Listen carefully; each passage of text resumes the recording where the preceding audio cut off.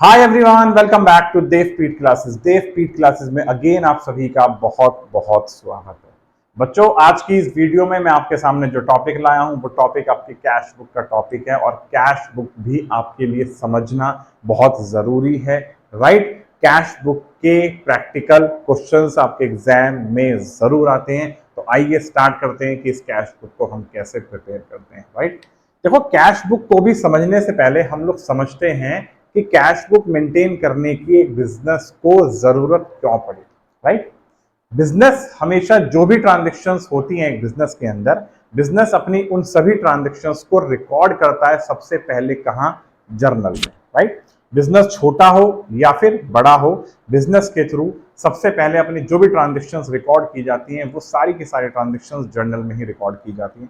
लेकिन अगर एक बिजनेस बहुत स्मॉल स्केल का बिजनेस होता है, स्मॉल स्केल के बिजनेस का मतलब है कि एक बिजनेस के अंदर डे टू डे बेसिस पे जो भी ट्रांजेक्शन्स होती हैं वो ट्रांजेक्शन बहुत थोड़ी ट्रांजेक्शन्स होती हैं। राइट, तो उन सभी ट्रांजेक्शन्स को रिकॉर्ड करने के लिए बिजनेस जर्नल मेंटेन करता हुआ चलता है और वो सारी की सारी ट्रांजेक्शन बिजनेस जर्नल में प्रॉपर्ली मेंटेन कर देता है। लेकिन business according to the time period जैसे जैसे ग्रो करने लगता है तो बिजनेस के लिए जर्नल मेंटेन करना एक इनकन्वीनियंट बन जाता है। राइट, यानी कि हर एक ट्रांजेक्शन को बिजनेस जर्नल में रिकॉर्ड करेगा तो वो जर्नल मेंटेन करना इतना आसान नहीं होता। जर्नल के अंदर बहुत सारी ट्रांजेक्शन्स रिकॉर्ड हो जाती हैं। अब बहुत सारी ट्रांजेक्शन्स को जर्नल में ही मेंटेन करना बिजनेस के लिए इनकन्वीनियंट हो जाता है, तो वो बिजनेस अपने जर्नल को ही सब डिवाइड कर देता है एक दूसरी टाइप की बुक में, जिस बुक का नाम होता है डे बुक, या जिस बुक का नाम होता है स्पेशल पर्पस बुक, या जिस बुक का नाम होता है सब डिवाइडेड बुक। राइट, या फिर सब्सिडरीज बुक।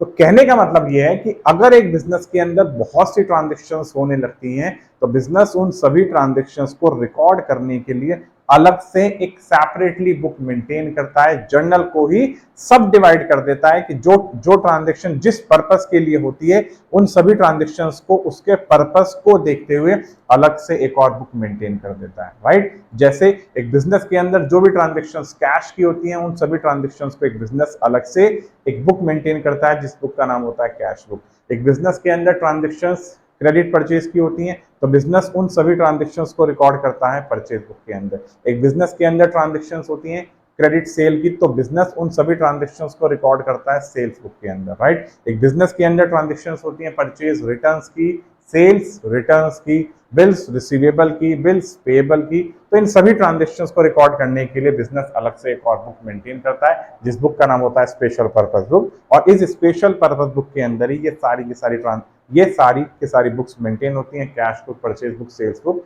या फिर और अलग अलग टाइप्स की बुक। राइट, तो कैश बुक को मेंटेन करने का पर्पस क्या था? क्योंकि एक बिजनेस में बहुत सी ट्रांजेक्शन्स होने लगी थी तो उन सभी ट्रांजेक्शन्स को जर्नल में रिकॉर्ड करना बिजनेस के लिए इनकन्वीनियंट हो गया था। तो बिजनेस उन ट्रांजेक्शन्स को, जो ट्रांजेक्शन कैश से रिलेटेड हैं, उन ट्रांजेक्शन्स को बिजनेस जर्नल में रिकॉर्ड ना करते हुए उसे अलग से एक और दूसरी सेपरेट बुक के अंदर रिकॉर्ड कर देता है जिस बुक का नाम होता है cash book. Right, cash book कह लो या फिर कैश अकाउंट कह लो, दोनों के दोनों ही सिमिलर होते हैं। कैश अकाउंट मेंटेन होता कब है, इस चीज को भी आप लोग समझ लेना। कैश अकाउंट मेंटेन तब होता है जब ट्रांजेक्शन को एक बिजनेस जर्नल के अंदर रिकॉर्ड करता है, देन जर्नल से रिकॉर्ड करने के बाद उनके लेजर पोस्टिंग करता है कैश अकाउंट के अंदर। राइट, तो उसे नाम दिया जाता है कैश अकाउंट। तो उसे नाम दिया जाता है कैश अकाउंट। मतलब एक बिजनेस पहले ट्रांजेक्शन को रिकॉर्ड कर रहा है जर्नल में, जर्नल में रिकॉर्ड करने के बाद उन ट्रांजेक्शन को रिकॉर्ड कर रहा है कैश अकाउंट के अंदर, तो कैश अकाउंट बनेगा। लेकिन कैश बुक का मतलब क्या हो गया? एक बिजनेस उन ट्रांजेक्शन को जर्नल में रिकॉर्ड नहीं कर रहा, एक बिजनेस उन ट्रांजेक्शन्स को डायरेक्टली कैश बुक के अंदर रिकॉर्ड कर रहा है। तो कैश बुक प्रिपेयर कब होगी? जब उस ट्रांजेक्शन को जर्नल में रिकॉर्ड नहीं किया जाएगा। राइट, तो आपको यह बात डेफिनेटली समझ में आ गई होगी कि एक बिजनेस कैश बुक मेंटेन करता क्यों है। राइट, अब समझते हैं कि कैश बुक का मतलब क्या होता है। कैश बुक एक ऐसी बुक होती है जिस बुक के अंदर बिजनेस उन सभी ट्रांजेक्शन्स को ही रिकॉर्ड करता है जो ट्रांजेक्शन्स रिलेटेड है कैश रिसिप्ट या फिर कैश पेमेंट से। राइट, एक बिजनेस जो भी ट्रांजेक्शन एक बिजनेस जो भी अमाउंट रिसीव करता है या फिर जो भी अमाउंट पे करता है वो अमाउंट अगर कैश में रिसीव करे या फिर कैश में पे करे, एज वेल एज वो बिजनेस अगर उस अमाउंट को चेक से रिसीव करे या फिर चेक से पे करे, इन दोनों टाइप की ट्रांजेक्शन को एक बिजनेस कहाँ रिकॉर्ड करेगा? कैश बुक के अंदर, राइट। तो इसलिए कैश बुक में कैश का तो कॉलम मेंटेन होता ही है, उसके साथ साथ बैंक का भी कॉलम मेंटेन होता है, राइट। जो ट्रांजेक्शन कैश से रिलेवेंट है उस ट्रांजेक्शन को एक बिजनेस कैश के कॉलम में रिकॉर्ड करता है, और जो ट्रांजेक्शन चेक से रिलेवेंट है उस ट्रांजेक्शन को बिजनेस बैंक के कॉलम में मेंटेन करता है, राइट। यहां तक की बात क्लियर है? ठीक। दूसरी बात, अब ये कैश बुक जो होती है, कैश बुक कितने टाइप की होती है? कैश बुक आपकी 3 टाइप की होती है। एक होती है सिंगल कॉलम कैश बुक, एक होती है डबल कॉलम कैश बुक, और एक होती है पेटी कैश बुक, राइट। पहले के टाइम में क्या था, कैश बुक 4 टाइप्स की होती थी। एक होती थी सिंगल कॉलम कैश बुक, जिसमें सिर्फ कैश के ही कॉलम को मेंटेन किया जाता था। एक होती थी डबल कॉलम कैश बुक, जिसमें कैश के कॉलम के साथ साथ डिस्काउंट अलाउड और डिस्काउंट रिसीव्ड के भी कॉलम को मेंटेन किया जाता था। एक होती थी ट्रिपल कॉलम कैश बुक, जिसके अंदर कैश डिस्काउंट के साथ साथ बैंक के भी कॉलम को मेंटेन किया जाता था, राइट। लेकिन अब आपके सामने 3 टाइप की क्या कैश बुक बन चुकी हैं, जिसमें से डिस्काउंट अलाउड या फिर डिस्काउंट रिसीव्ड वाली कैश बुक को हटा दिया गया है। तो आपके सामने 3 टाइप की कैश बुक हैं, single column cash book, double column cash book और पेटी कैश बुक, राइट। तो आइए स्टार्ट करते हैं सबसे पहले कि हम सिंगल कॉलम कैश बुक को कैसे मेंटेन करते हैं। ध्यान से देखना सिंगल कॉलम कैश बुक को मेंटेन करने का तरीका। आज की इस वीडियो में मैं आपको समझा रहा हूं कि हम सिंगल कॉलम कैश बुक कैसे मेंटेन करते हैं विदाउट जीएसटी। इसके बाद नेक्स्ट वीडियो में हम आपके सामने लेके आएंगे कि कैश बुक को हम लोग जीएसटी के साथ कैसे मेंटेन करते हैं, ठीक। कैश बुक का क्या फॉर्मेट होता है, पहले तो ये देखना।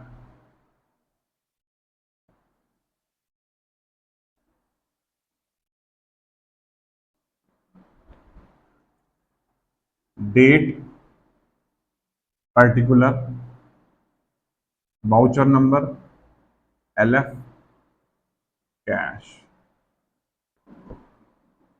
Date, particular, LF, sorry voucher number,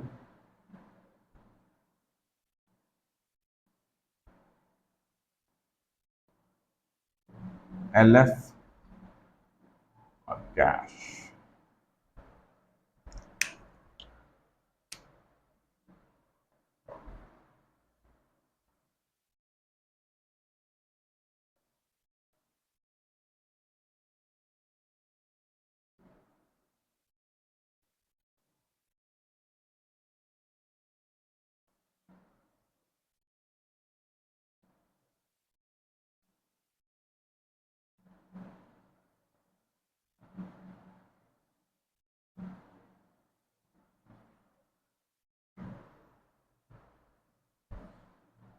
right, ये हमारे कैश बुक का फॉर्मेट है।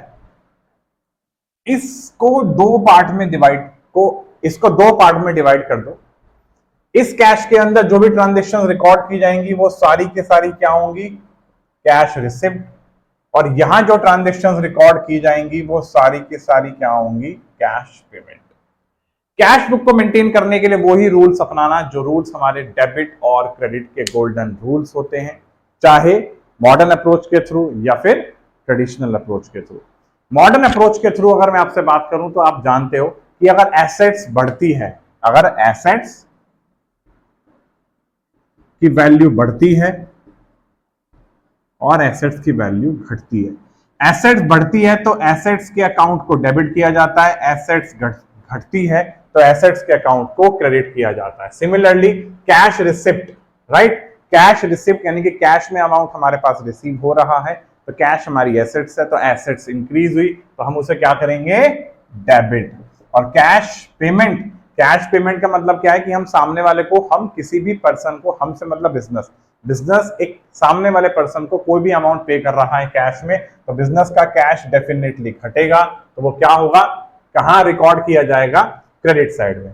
तो हमेशा याद रखना कि यहां जो भी अमाउंट आप रिकॉर्ड करोगे वो अमाउंट आपके लिए कैश रिसीव ही होगा, और आप यहां जो भी अमाउंट रिकॉर्ड करोगे वो अमाउंट आपके लिए कैश पेड ही होगा, राइट। अब कैश रिसीव आपके पास में किस किस तरीके से आएगा? जैसे कि सबसे पहली बात, आपके पास ईयर की स्टार्टिंग में ही कैश का बैलेंस ऑलरेडी अवेलेबल है, तो आप उसे रिकॉर्ड करोगे टू बैलेंस बीडी के नाम से।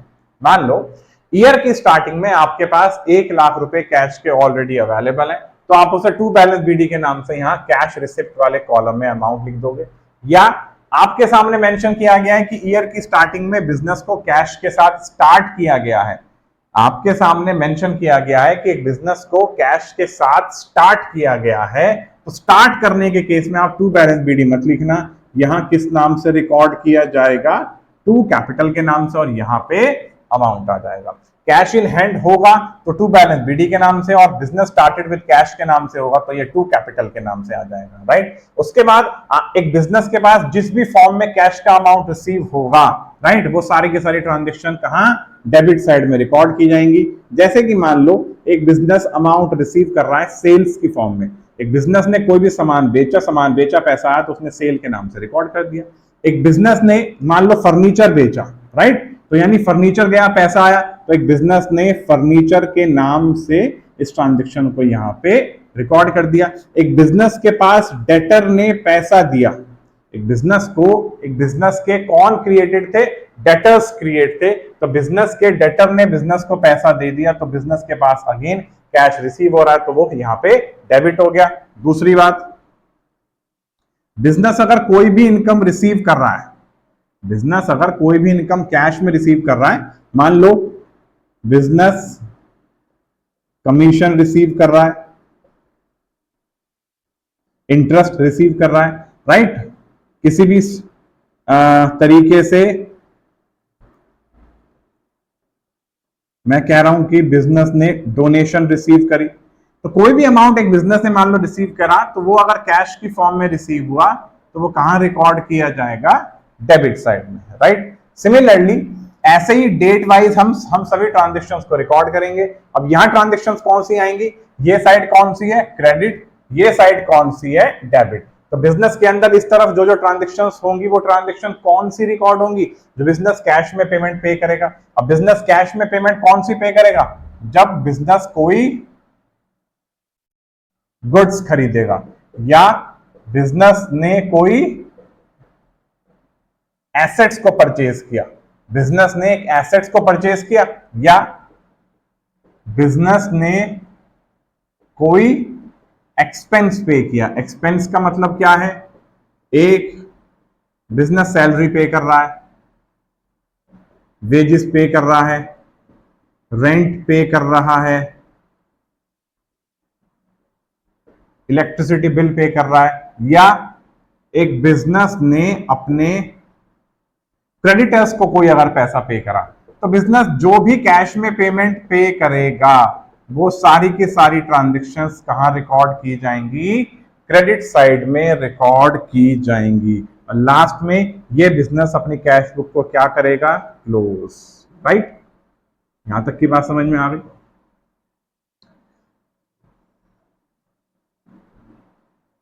लास्ट में एक बिजनेस ने इन सभी अपनी कैश बुक को क्या कर दिया, क्लोज कर दिया। अभी इसमें यह देखना कि अगर जो ट्रांजेक्शन डिस्काउंट अलाउड या डिस्काउंट रिसीव्ड की भी होंगी तो उसका क्या किया जाएगा, अभी वो भी बताऊंगा। यहां क्या आ गया, बाय बैलेंस सीडी, ठीक। तो यहां बाय बैलेंस सीडी के नाम से कैश का अमाउंट आ गया। ये बैलेंस सीडी अगर आप लोग कैश बुक मेंटेन कर रहे हो मंथ वाइज, तो यहां मान लो ये कैश बुक अप्रैल के मंथ के लिए मेंटेन हो रही है, तो यहां डेट आ जाएगी 30th April of the financial year, जिस ईयर के लिए आप लोग कैश बुक मेंटेन कर रहे हो। करंटली 2024 वो चल रहा है, तो यहाँ 30 अप्रैल 2024 आ जाएगा। और यही बैलेंस आगे चल के किस डेट के लिए, नेक्स्ट मंथ के लिए 1 मई के लिए क्या बन जाएगा, टू बैलेंस बीडी, राइट। अब अगर आपके सामने कोई ट्रांजेक्शन ऐसी आ जाए कि वो ट्रांजेक्शन डिस्काउंट अलाउड या फिर डिस्काउंट रिसीव की, अगर आपके सामने कोई ट्रांजेक्शन डिस्काउंट अलाउड या फिर डिस्काउंट रिसीव किया जाए, तो उस केस में आप क्या करोगे, मेरी बातों को ना बड़ी समझदारी के साथ सुनना। डिस्काउंट अलाउड की ट्रांजेक्शन, जैसे कि मैं आपके सामने एक बात कहूं,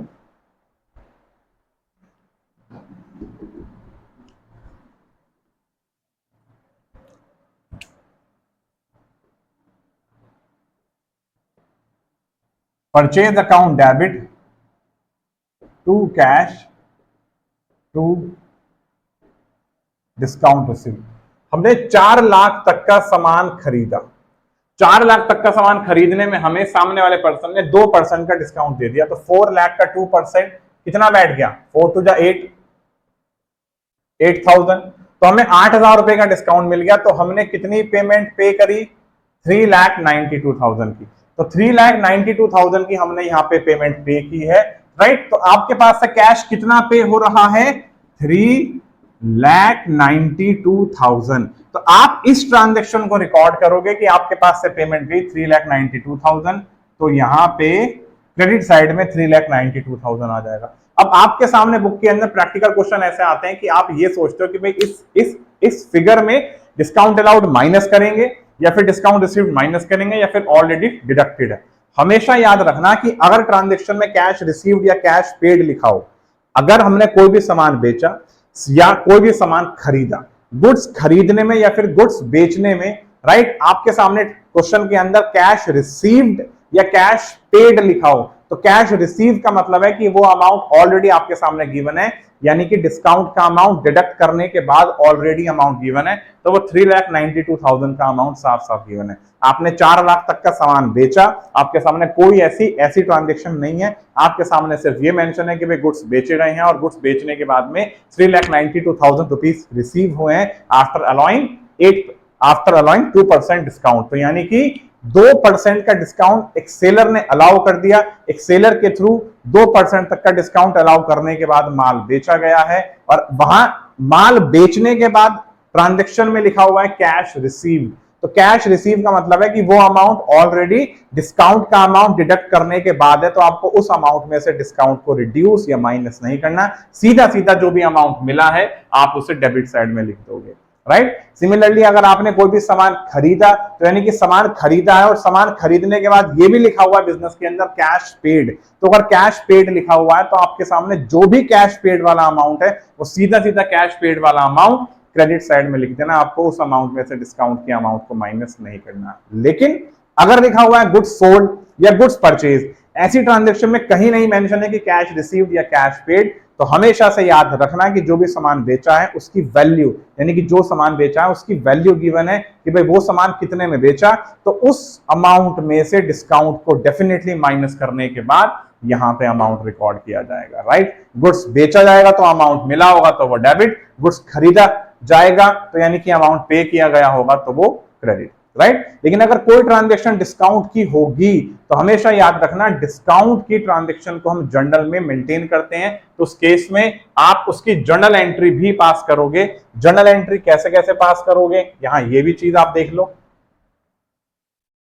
जर्नल एंट्री आप कैसे पास करोगे, यहां ये भी चीज देख लो। जैसे कि ये परचेज की entry, purchase account debit to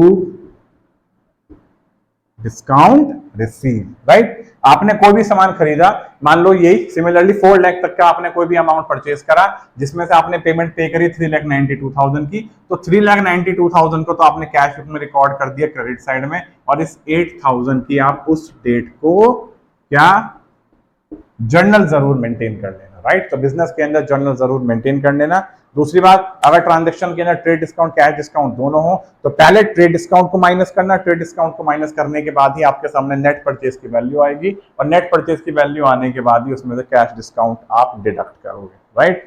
तो मैं समझता हूं कि आपको सिंगल कॉलम कैश बुक कैसे कैसे मेंटेन होती है ये आपको डेफिनेटली इस वीडियो के थ्रू समझ आया होगा। यहां पे मैंने आपको सिर्फ और सिर्फ अपनी तरफ से एक एग्जाम्पल लेके समझाया है कि हम सिंगल कॉलम कैश बुक को कैसे मेंटेन करते हैं। इसके बाद नई वीडियो में इसी के ही सेकंड पार्ट में मैं आपके सामने लेके आऊंगा कैश बुक यानी कि सिंगल कॉलम कैश बुक का एक बढ़िया सा प्रैक्टिकल क्वेश्चन। देन उसके बाद एक और वीडियो आएगी सिंगल कॉलम कैश बुक की, लेकिन किसके साथ, जीएसटी के साथ, राइट। अब सिंगल कॉलम कैश बुक में एक छोटी सी चीज मैं आपको अभी और बता देता हूं, मेरे माइंड में अभी आई है। अगर सिंगल कॉलम कैश बुक में कोई ट्रांजैक्शन चेक से भी होगी, लेकिन वो चेक की ट्रांजैक्शन को आप रिकॉर्ड मत करना, लेकिन चेक की ट्रांजैक्शन को तभी रिकॉर्ड करोगे जब वो चेक की ट्रांजैक्शन कैश से भी रिलेटेड है। जैसे कि वो एक बैंक की ट्रांजैक्शन कैश से भी रिलेटेड है, तो उस ट्रांजैक्शन को आप यहां रिकॉर्ड करोगे। जैसे कोई भी अमाउंट है, जैसे आपके सामने ट्रांजैक्शन मेंशन है amount deposited into the bank, amount जमा किया गया है बैंक में, तो आपको पता है कि इसकी जनरल क्या बनती है, bank account debit to cash. लेकिन आपको यहाँ पे सिंगल कॉलम कैश बुक में बैंक का तो कॉलम मेंटेन नहीं करना होता, तो आप सीधी सी बात है, आपके पास से कैश जा रहा है, आप यहाँ किस नाम से लिख दोगे, बाय बैंक अकाउंट, और यहाँ पे क्रेडिट साइड में अमाउंट आ जाएगा। बैंक से कोई कैश विड्रॉ किया गया तो cash account debit to bank, तो कैश रिसीव हुआ, तो ये ट्रांजेक्शन सिर्फ कैश से भी रिलेटेड है, तो आप यहां डेबिट साइड में किस नाम से मेंशन कर दोगे, टू बैंक, और यहां पे क्या आ जाएगा, उसका कैश का अमाउंट आ जाएगा, राइट। यहां पे हम बैंक की ट्रांजेक्शन को रिकॉर्ड नहीं करेंगे क्योंकि ये हमारे लिए सिंगल कॉलम कैश बुक है। अगर यही transaction double column cash book में होती तो हम डेफिनेटली बैंक की ट्रांजेक्शन को भी रिकॉर्ड जरूर करते, राइट। तो आई होप इस वीडियो के थ्रू आपको सिंगल कॉलम कैश बुक कैसे मेंटेन होती है आपको डेफिनेटली समझ में आया होगा। मिलते हैं बहुत जल्द एक और नई वीडियो के साथ, तब तक के लिए गुड बाय।